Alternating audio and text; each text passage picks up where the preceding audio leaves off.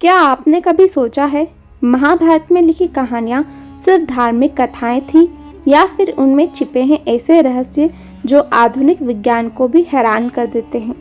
एक ऐसा ही रहस्य है जो एक योद्धा से जुड़ा है जिसे दुनिया दानवीर कर्ण के नाम से जानती है। लेकिन क्या कर्ण का जन्म सिर्फ एक चमत्कार था या प्राचीन भारत की पहली क्लोनिंग एक्सपेरिमेंट? कहानी शुरू होती है कुंती से। ऋषि दुर्वासा ने उसे एक वरदान दिया था कि वो किसी भी देवता को बुलाकर उनसे संतान प्राप्त कर सकती है। जिज्ञासा में कुंती ने सूर्यदेव को बुलाया और अचानक बिना विवाह, बिना किसी पुरुष के संबंध के उसे एक पुत्र मिला। वो पुत्र जन्म से ही कवच और कुंडल पहने था। उसके शरीर से सूर्य जैसा तेज निकलता था।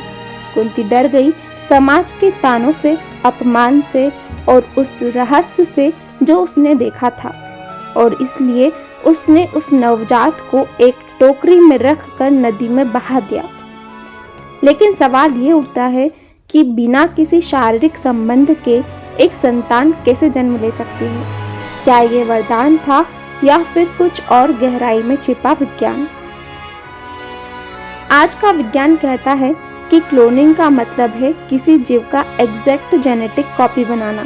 इसमें माँ का डीएनए लिया जाता है और प्रयोगशाला में एक नया जीवन बनाया जाता है बिना किसी पारंपरिक गर्भधान के।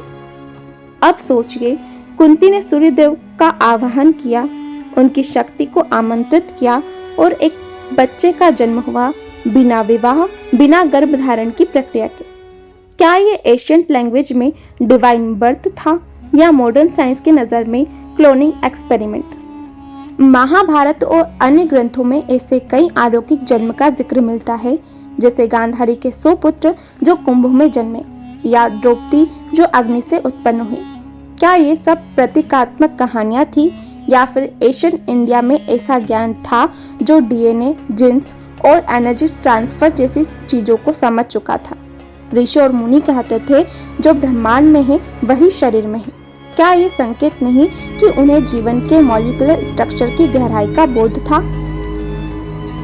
अगर कर्ण का जन्म सच में किसी डिवाइन क्लोनिंग जैसा था तो वो उस समय का सबसे बड़ा इमोशनल चैप्टर था।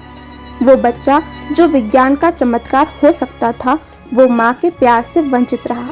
वो बड़ा हुआ पर अपनी पहचान कभी नहीं जान पाया, और जब सच उसके सामने आया, वो पल कर्ण के लिए जीत नहीं बल्कि सबसे बड़ी हार थी, जो साबित करता है कि चाहे विज्ञान कितना भी आगे बढ़ जाए, भावनाओं की जगह कभी कोई तकनीक नहीं ले सकती।